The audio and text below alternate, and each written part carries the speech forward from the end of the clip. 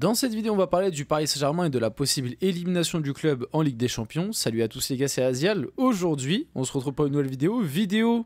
J'ai envie de dire moi un peu actu PSG, en rapport un peu avec le match face au Bayern, même si je pense que le moment où sortira cette vidéo, on sera pas loin avant le match, donc on va faire un sujet un peu plus global, mais il y aura des trucs par rapport au match bien évidemment.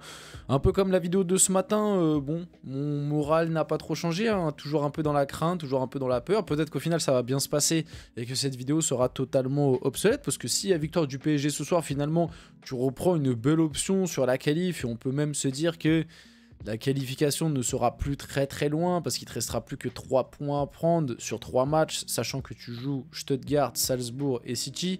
Tu peux te dire que sur l'un de ces 3 matchs, tu peux quand même faire une victoire, notamment Salzbourg qui normalement, on prend toujours des pincettes cette année avec le PSG, mais normalement tu dois gagner, donc peut-être que dès ce soir, finalement, la trajectoire et le parcours du PSG sera tout autre. Mais à l'heure actuelle, je ne suis pas hyper confiant pour le match de ce soir. Hein, si je dois être 100% honnête, et je pense que c'est le cas pour la plupart d'entre vous, le supporters parisiens, par rapport au niveau de l'équipe depuis le début de l'année en Ligue des Champions. Même si le Bayern, c'est pas dingo non plus, mais voilà. Et surtout, du coup, dans cette vidéo, on va parler de la possible élimination du PSG et qu'est-ce qui se passera si jamais il y a élimination. Qu'est-ce qu'on fait les gars? Parce qu'en ce moment il y a beaucoup de versions qui sortent, hein. La version un petit peu de Nasser Al-Khelaifi, la version de certains, etc.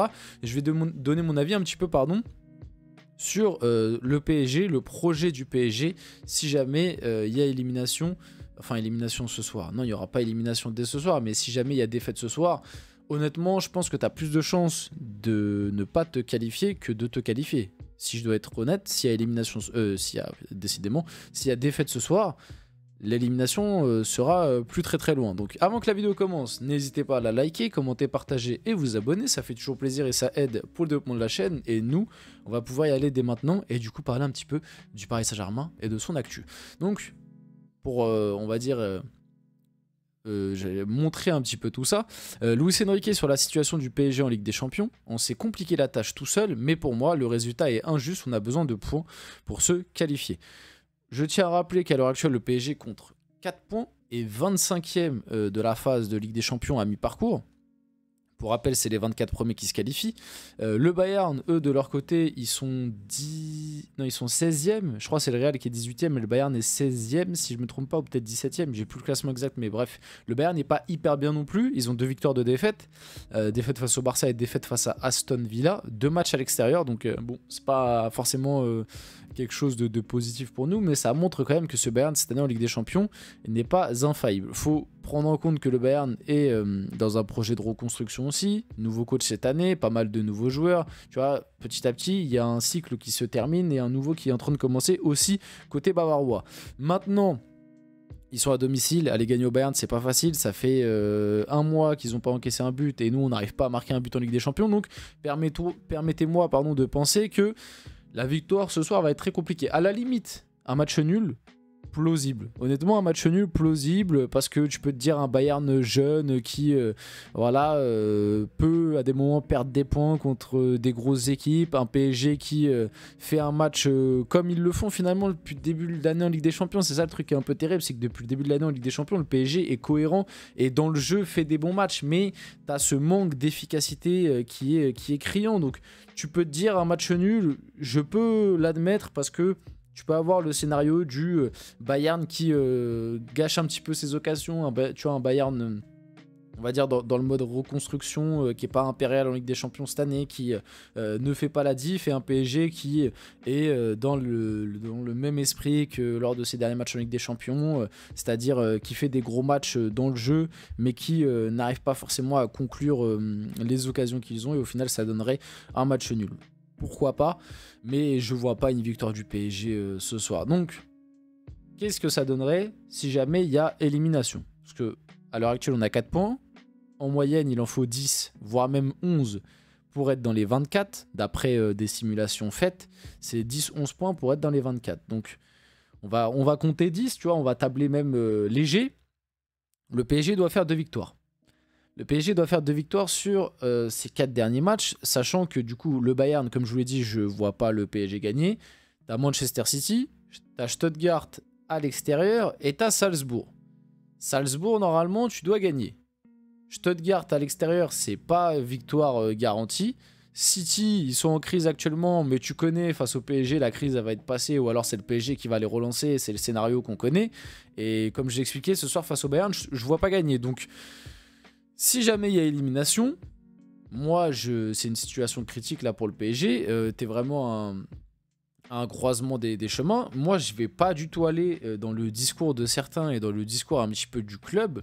S'il y a élimination de la Ligue des Champions dans ce nouveau format qui quand même favorise vachement les grosses équipes et vachement la qualification, même si tu as eu le pire tirage et que du coup tu as un calendrier compliqué, je suis désolé, faire 10 points en 8 matchs, c'est pas la mer à boire sur le papier. Surtout, faut pas oublier qu'on a joué le PSV, on a joué une Atlético malade qu'on doit gagner tous les jours. On a joué Arsenal, à la limite ça ok, tu vois là le Bayern à la limite ok, et City à la limite ok, mais pour moi le reste tu devais gagner.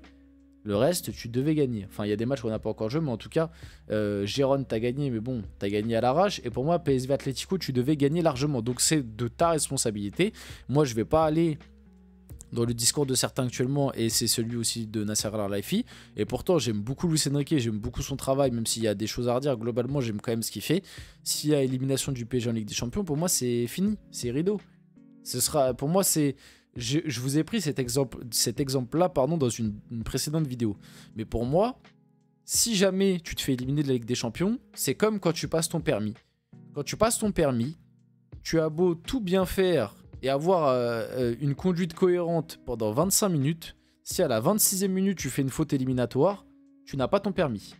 Et bah là pour moi c'est pareil, ça fait 1 an et demi que le projet du PSG, on va dire, est cohérent, se développe, on voit des choses intéressantes, et encore il y a des choses à redire sur certains trucs, mais globalement, vas-y, on va dire qu'on voit quand même un PSG mieux que sur les dernières années, et un projet un peu plus cohérent sportivement.